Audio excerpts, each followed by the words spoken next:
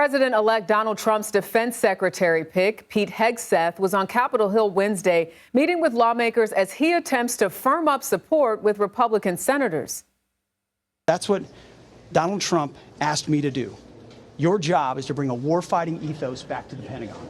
Your job is to make sure that it's lethality, lethality, lethality.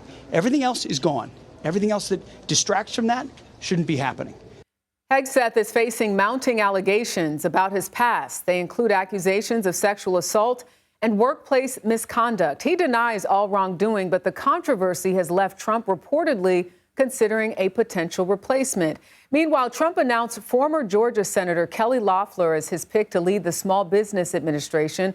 Loeffler was a fierce defender of Trump's false claims that the 2020 election was stolen. The grand jury that indicted Trump in Georgia had also recommended charges for Loeffler, which were ultimately never brought against her. CBS News political reporter Olivia Rinaldi joins me now from West Palm Beach, Florida. Great to have you on the program, Olivia. Hegseth seems to be standing firm that he will keep fighting. So how serious are those conversations within the Trump team when it comes to replacing him?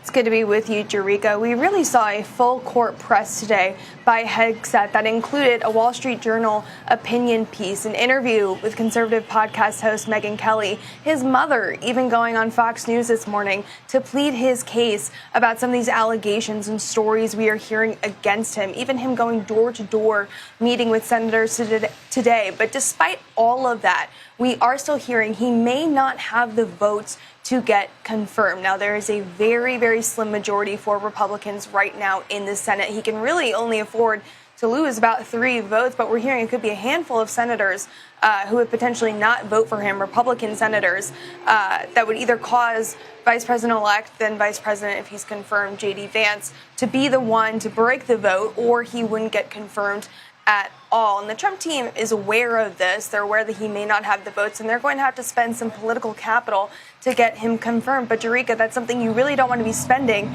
in the first couple hundred days, first couple months of your presidency. So they are weighing all these options right now and talking about perhaps replacing Hegseth with other nominees. Yeah, and we've heard the name Ron DeSantis as a potential consideration for the defense secretary role if Hegseth doesn't work out. Why DeSantis?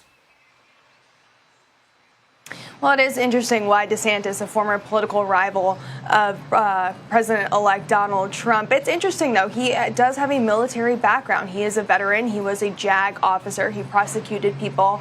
He served at Guantanamo. So he does have that military background to him.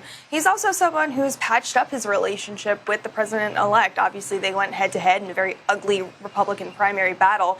But now the two of them have repaired that relationship. They even appeared together the other day here in Palm Beach for a funeral for a fallen police officer, 3 fallen police officers, I should mention.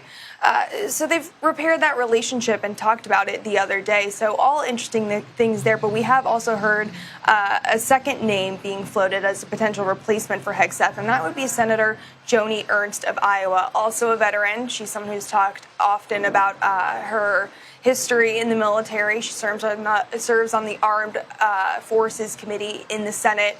Someone who actually met with Hegseth today and said that they had a very thorough conversation, something that piqued my interest there. So we'll be watching to see what happens over the next coming days, who's jockeying for what position, what's coming out of Mar-a-Lago down here in Florida. So much happening. Olivia Rinaldi, thank you.